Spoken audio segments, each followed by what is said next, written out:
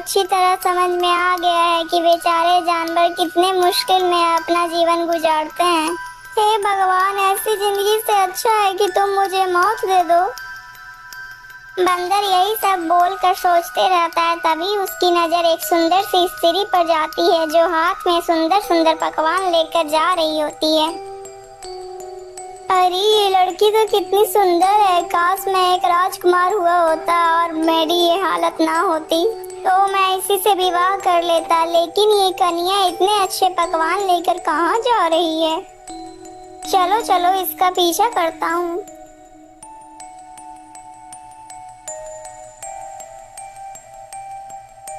राजकुमारी खाने की थाली को ले जाकर एक गुफा के पास रख देती है और वो चुपचाप वहाँ से चली जाती है। अरे वाह वाह, ये लड़की तो कितनी महान है जो जानवरों के लिए खाना रखकर चली जाती है।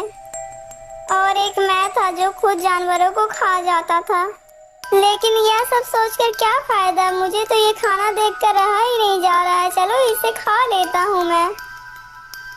इतना सब सोचकर बंदर जल्दी से थाली के पास जाता है और वो सारा खाना चट कर जाता है। और ये खाना एक डायन के लिए रखा गया था।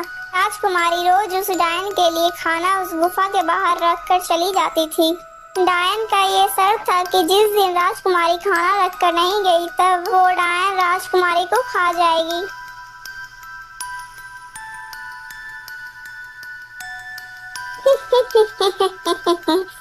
अरे ये क्या, आज तो मेरे लिए भोजन रखा ही नहीं गया और ऊपर से ये खाली थाली रख गई। राजकुमारी, आज तू मेरे हाथों से नहीं बच पाएगी। आज मैं तुम्हें मार कर तुम्हारा मांस खाऊंगी। हे भगवान, तो ये खाना उस राजकुमारी के लिए था। अब मैं क्या करूं? अब तो वो डायन उस राजकुमारी को मार डालेगी। अब मैं क्या करूं? नहीं नहीं, मैं ऐसा नहीं होने दे सकता। बंदर इतना सोच ही रहा था कि तभी डायन राजकुमारी को उठा कर ले आती है।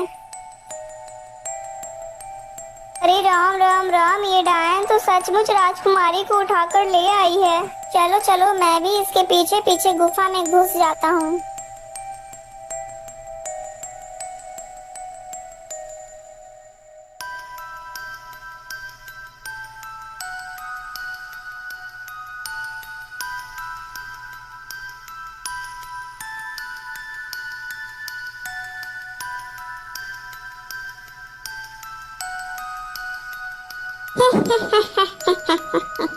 मूर्ख राजकुमारी, आज तुमने मेरे लिए भोजन क्यों नहीं रखा? अरे आप ये क्या कह रही हैं? मैंने तो आपके लिए खाना रखा था। अच्छा, तो तू मुझे मूर्ख बना रही है। आज मैं तुझे मार कर तेरा मांस खाऊंगी। अरे बाप रे बाप, ये डायन तो आज राजकुमारी को मार ही डालेगी। मुझे कुछ ना कुछ तो करना ही होगा। तभी बंदर को एक मजबूत डंडा दिखाई पड़ता है तो बंदर जल्दी से उस डंडे को उठा कर जाता है और डायन के सर पर पीछे से वार कर देता है। चोट लगते ही डायन तुरंत बेहोश हो जाती है और बंदर तुरंत ही राजकुमारी का पिंजड़ा खोल देता है और फिर जल्दी से दोनों गुफा की बाहर की ओर निकलने लगते हैं।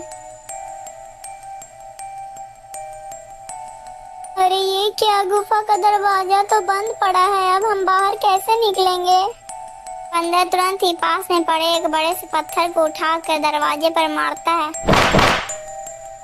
अरे बंदर भैया, आप इस तरह दरवाजे पे पत्थर फेंकिएगा तो इससे कुछ नहीं होगा। इस तरह दरवाजा नहीं खुलेगा। लेकिन तुम कौन हो और तुम इस गुफा में क्या कर रही हो? मेरा नाम मिठपूली है और मैं इस गुफा में डायन को मारने के लिए आई थी, लेकिन मैं उस ताकतवर डायन को मार ना पाई। लेकिन मिठपूली बहन, तुम इस डायन से बदला क्यों लेना चाहती हो? बंदर भैया, मैं और मेरे पति एक पास के पेड़ पर इसी जंगल में घोंसला बनाकर रहा करते थे। एक दिन की बात है, ये डायन एक हिरन के शिकार के लिए आती है। डायन जैसे ही उस हिरन पर वार करती है तभी वो हिरन हमारे पेड़ के सामने से हट जाता है।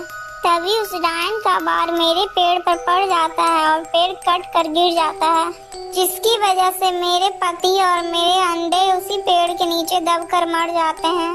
उस दिन से मैंने एकदम शपथ ले लिया कि मैं इस डायन को मार कर ही दम लूंगी, लेकिन अभी तक मैंने इस डायन को मार नहीं पाया। लेकिन मिठभोली बहन, मैंने तो उसे एक डंडे में ही मार दिया। अरे नहीं नहीं बंदर भाई, आपको नहीं पता, वह डायन ऐसे नहीं मरने वाली है। वह सिर्फ कुछ देर के लिए बेहोश हो गई है। अरे मिठभोली बहन, तू ये क्या बोल रही है? अगर वो डायन मरी नहीं है तब वो डायन मरेगी कैसे? बंदर भाई, जब तक वो मूर्ति नहीं टूटेगी तब तक वो डायन भी नहीं मरेगी। अरे मिठभोली बहन, तुम किस मूर्ति की बात कर रही हो? मुझे जल्दी से बताओ। बंदर भैया, यदि तुम उस मूर्ति को देखना चाहते हो तो चलो मेरे साथ। मिठभोली तुरंत ही उस मूर्ति के पास ले जाती है जिसमें उस डायन की आत्मा बसी थी। अच्छा, तो तुम सब चूजों मुझे मारने की प्लान बना रहे हो? रुको रुको, मैं अभी तुम लोगों को मजा चखाती हूँ। डायन तुरंत ही अपनी जादुई छड़ी से उन तीनों पर वार करती है, लेकिन जैसे ही डायन वार करती है तभी वो तीनों उस मूर्ति के सामने से हट जाते हैं और वो मूर्ति जलने लगती है। मूर्ति के जलने से डायन भी मर जाती है और डायन के मरने से वह गुफा का दरवाजा भी खुल जाता है और वो तीनों ही गुफा से बाहर चले जाते हैं। अरे बंदर, तुम तो कितने बहादुर हो जो तुमने मेरी इस डायन से मेरी जान बचाई है। अरे राजकुमारी जी, मैं कोई बंदर नहीं हूँ, मैं एक राजकुमार हूँ। फिर वो बंदर अपनी पूरी कहानी राजकुमारी को सुनाने लगता है। मेरा यह रूप तभी ही बदल सकता है जब कोई सुंदर लड़की मुझे इसी रूप में स्वीकार करके मुझसे शादी करेगी। यदि ऐसी बात है तो मैं तुम्हारे साथ विवाह करूंगी। फिर वो राजकुमारी और वो बंदर एक मंदिर में जाकर दोनों विवाह कर लेते हैं। विवाह संपन्न होते ही वह बंदर अपने असली रूप में आ जाता है। अरे वाह राजकुमारी जी, यह तो वाकई चमत्कार हो गया, मैं तो फिर से अपने असली रूप में आ गया। फिर वह दोनों अपने घर की ओर लौट जाते हैं और वो दोनों खुशी खुशी रहने लगते हैं।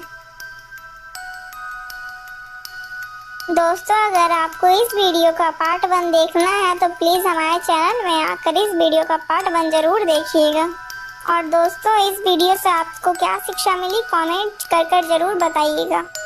दोस्तों, वीडियो अच्छी लगी तो वीडियो को लाइक करके चैनल को सब्सक्राइब कर दीजिएगा और ऐसी और कहानी देखने के लिए हमारे चैनल के साथ जुड़े रहिएगा दोस्तों।